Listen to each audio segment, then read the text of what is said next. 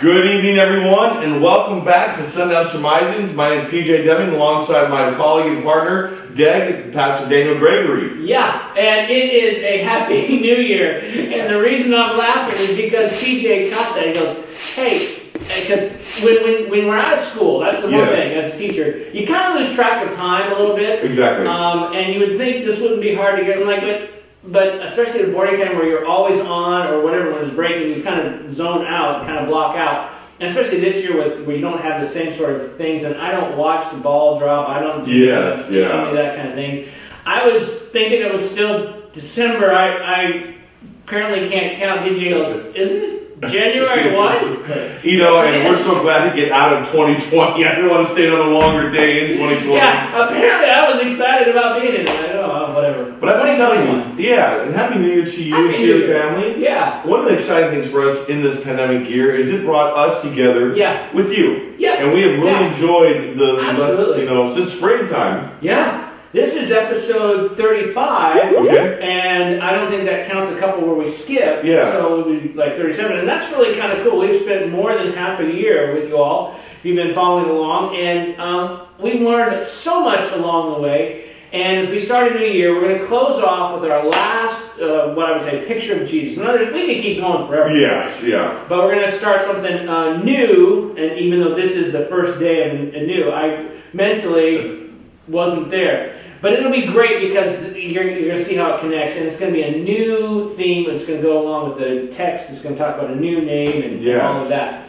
So, as we wrap up our last pictures of Jesus in miniature ones tucked away, when we close off our 2020 and we move into 2021, we look forward to spending, again, kind of more time, but it's nice because kids will be coming back shortly. Sure, we're just days away. Days away, so we're excited about having that. What has been, especially snapshots of Jesus, what has been one takeaway for you from this experience that we've shared together with them over the last number of weeks we've done this? There's some really, that's a great question. There's been some really cool things. I gotta tell you, man, I still am under awe of, after, again, for me, I've been through the Bible so many times, it's nice to see something new. Yeah. And I cannot tell you, I read that one passage that you did with the Syrophoenician woman so many times in my life, and it's always been a kind of a uncomfortable passage. Right. But when he says, under the table, and she's under the table, and she uses that phrase, coming back, but the dog's on there, I'm like, oh. And I'm always saying, we kind of visualize what's happening. Right. So that was kind of cool, but there's just little things. Jesus' notion of individual connection to the father with the boy, or the mother with the daughter, or the Jairus with his daughter. The personal connection. We're going to see that again. This is a very personalized passage as we close out. Okay. That kind of, here's a God of the universe who has everybody to look after, and yet somehow finds a way to make it just you and him.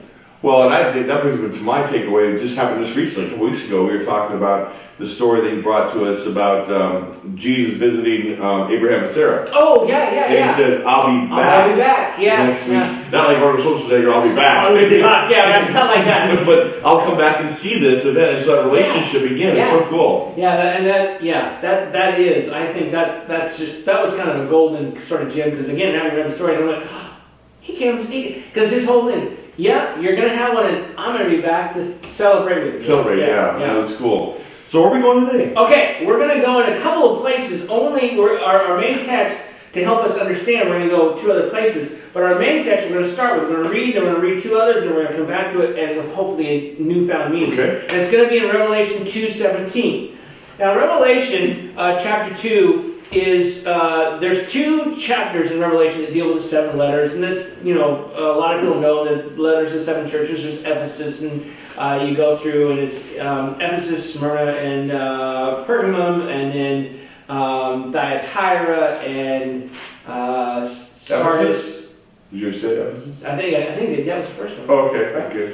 It's ESP, TSP, L is how I remember it. Okay. ESP, TSP, L. And then we'll put them up here for you so you see Laodicea, and then and then Philadelphia, and then Laodicea. So there they all are. So in the midst of at the end of every letter, he says, and to those who read, here's this blessing, or here's what's going to happen, or here's what's waiting for you, those who are headed towards the kingdom.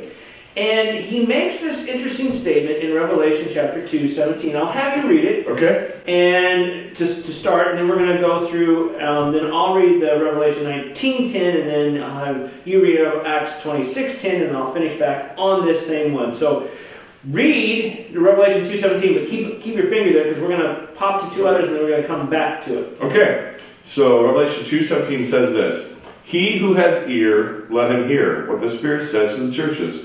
To him who overcomes, I will give some of the hidden manna. I will also give him a white stone with a new name written on it, known only to him who receives it. All right.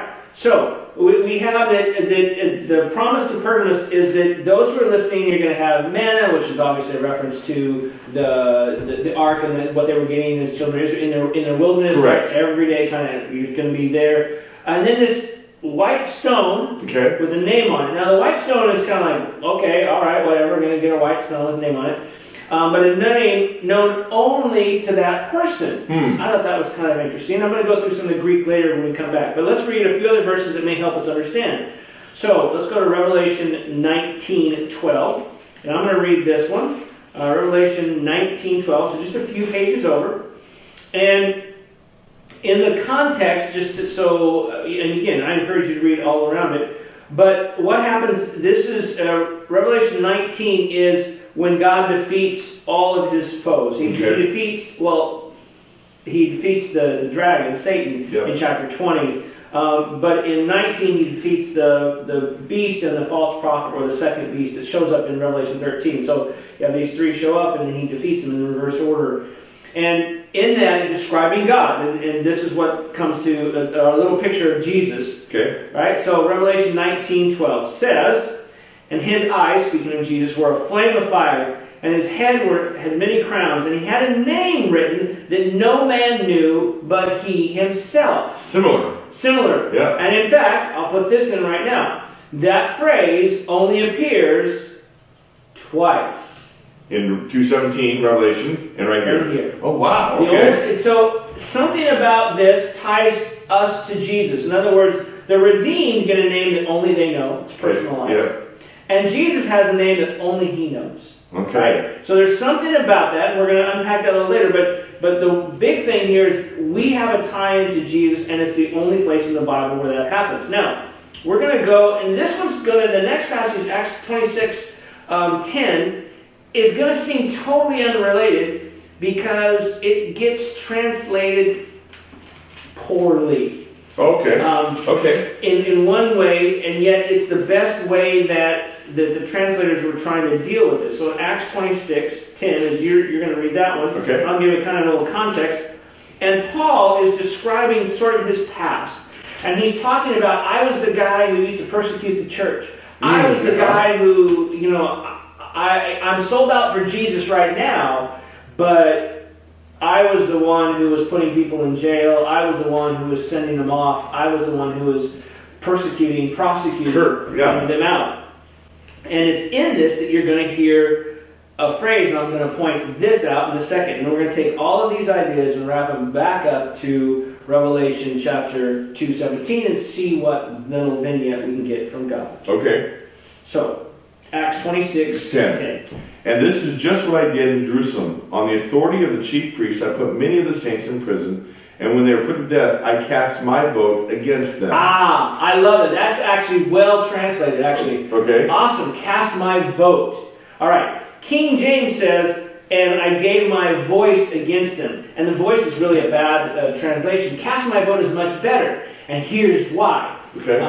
The word there for cast my vote is a word that's only used 3 times. We're now going back to Revelation 2:17. It feels like we're flashing along. I'm going to have stuff to kind of help you kind of figure out. But what we're doing is we're taking these other verses that have similar connection and meaning, as you'll see. They have the same words being used in Revelation 2:17 to help us understand Revelation 2:17. So, in Revelation 2:17, there's a word used.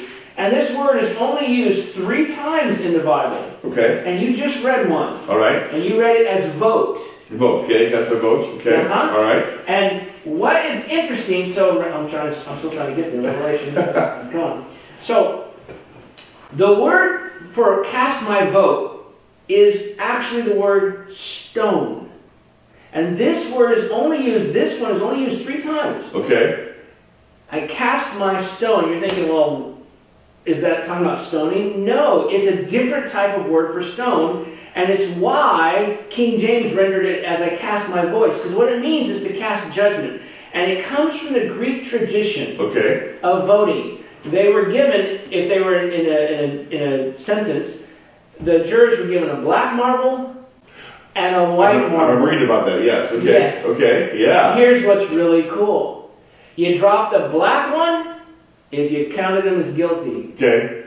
But if you found him innocent, you dropped the white stone. Now, where we're sitting, it's really cold right now. It is. I just got goosebumps, so. Yes. Oh my goodness. Yes, because in Revelation 2:17, it's not an accident that John writes, I will give him a white stone. Wow. This, Oh, their my goodness. name. Oh my, yeah, I got chills too. Have you ever seen the movie Minority Report? Yes. You know when they make that they have a ball and it gets their name cut out of the person and it's unique and then they have a whole discussion, which is a fascinating movie on free will. That's the idea. Yeah. God says, you're innocent and here's your name. Right, wow. And it's only you and I know this. Only you and I know your story. Only you and I have walked this together. Wow. And so that word for white stone that he used, Acts uses it there. We just read in Acts 26:10. And in here in Revelation, where it says, I will give you a stone,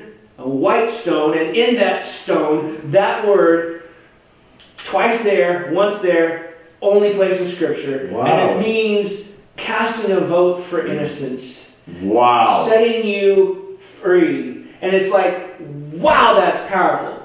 Wow, that's awesome. Yeah. Now, when we put the two things together, the redeemed have this tie-in with Jesus. Only has a name. Only he and they have names that God gives them apparently. You don't know my name, just he and I. Just he and I. And it seems to be, in the etymology on name there, because the word name is actually very common. It's like used 230 times or 229 times.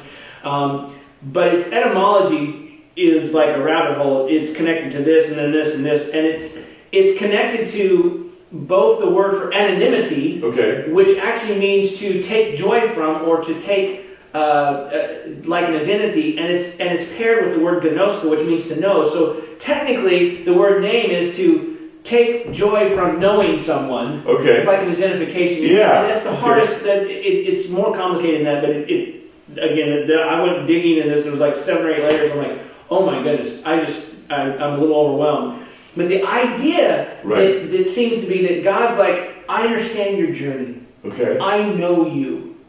And the name maybe we got on earth, and I'm not saying, maybe he's literally going to change your name. Maybe that's what it means. But it's symbolizing you had this journey just with me. And you and I know what you've been through. And this name is going to be indicative of all that you and I have walked through together. Well, when we read together, I was kind of actually, the white spaces. I kind of went back to the idea that says in verse, that says there, to him who overcomes. I'm wondering if it has some recognition of that overcoming. Like I said, what you've been through. What you dealt with, what you struggled with, what particular handicap or what you grew up with or what you went through. And to me, the little picture of Jesus tucked in this stone and name is that God knows us individually. We have other passages, right? The Old Testament, like, I've graven you on the palms of my hand. Your ways are not hidden from me. Before you were born, I knew you. Before you were born, I knew you. I have a plan for you. We have all those. But I haven't seen it in this. And this just these 2 little words that only ties into Jesus and the vote for freedom is this notion that God knows who we are. We are unique to Him. And that journey we walk is just one with Him. And He's been that with everybody. And that is this little tiny thing embedded in those 2 phrases, those 2 words, white stone. And everybody who's reading it would have been, not a black stone, white White stone. stone. And it's a stone of judgment, but it's a white stone, which means I'm free, and my name is personal, and it's only He knows, which is just like Jesus. I'm just like Jesus. God sees me just like that. And it's like, woo! You know what's amazing about that? We started this before you saw this, we started a blooper reel that we had the wrong date as Pastor Gregory referenced that. But you know what was so cool about that? We were ending something, but actually it's January 1. Yeah. And what a reminder as we start a new year, and especially with the year that we've been through, that you've been through, that you at home have suffered through, whatever that is, that we have a new name, redeemed. Redeemed. We get a fresh start. Yeah. And even if you have to, I had a principal I worked with who used to say, well, we're just going to fall back and punt. Yeah. You know, like, game's not over. Yeah. Fall back and punt, which is his way of saying, well, okay, that didn't work, let's try this, Try right? this. And that's sort of what the new year is. We look back at it and we kind of close off the one, and God's like, I got a new name for you. It's a journey. Don't worry. Yeah. I'm there for you. So there's my little kind of vignette. That's awesome. Sort of close up our pictures of Jesus. And anyway. Wow, I wonder what's next for us. Yeah. You Yeah. know? Every week we get a note or a challenge or an idea. It's like, oh, and you start digging, and it's always a blessing. So, hey, thank you for joining us. And again, welcome to 2021. And I think I think most people would agree. We are glad to be on this side of 2020, at least, and is going on. If you have questions or ideas, feel free to email us, principal@MontereyBayAcademy.org or dgregory@MontereyBayAcademy.org. We hope your closing year and your next one is a good one, walking with God. We look forward to seeing you again for episode 36 next week. All right. Bye.